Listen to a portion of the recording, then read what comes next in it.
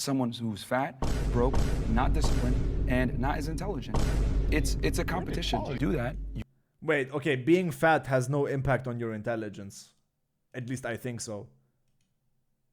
There is like big geniuses who are just a bit fat. What the hell does that mean?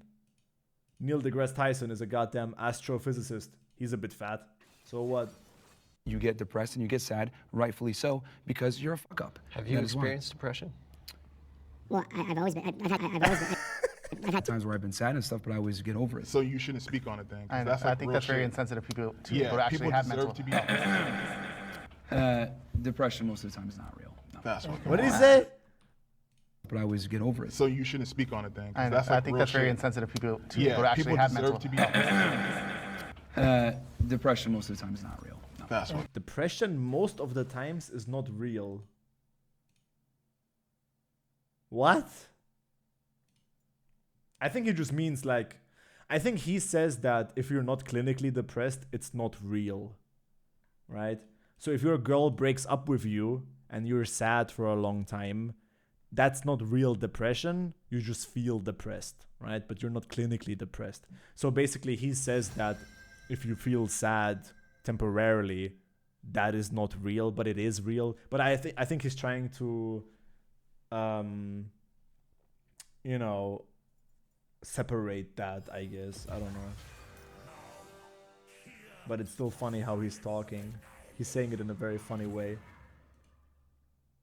People think depression is just being sad, I guess. But even if... I think you have to differentiate between suffering from depression and feeling depressed. Like those are not the two, those are not the same thing all the time. You know, like I felt depressed when I lose 3 games in a row. Does that mean I need to take anti-schizophrenias and antidepressive medication? No. You know, like that's basically that's the difference, you know? No.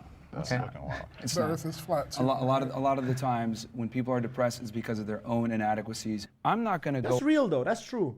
That's true. That is very true. Like a lot of times when people feel sad, a lot of the times is when it's just because of their own problems that they could fix. For sure. That's real for sure. Go ahead and give the same level of respect to someone who's a frat ass, to someone that has worked really hard and diligently on their physique. Well, you could judge a lot just off of someone's physique. You'd be like, okay, well, this guy is lazy through their physique. It's the truth. You can be a fat ass on one end and say, I'm going to just continue to eat cheeseburgers and put on TikTok. And that the person that is training, using PEDs, etc., I'd respect that individual more than the fat ass. And they're calling me a piece of shit. Chad, do you deserve more respect than an untrained human being just because you go training? What are we thinking? So if you have a six-pack, and somebody else doesn't, do you deserve more respect? So like you go to a restaurant but you have a six-pack and the waiters are all like super nice to you, and if you're fat the waiters are like super mean.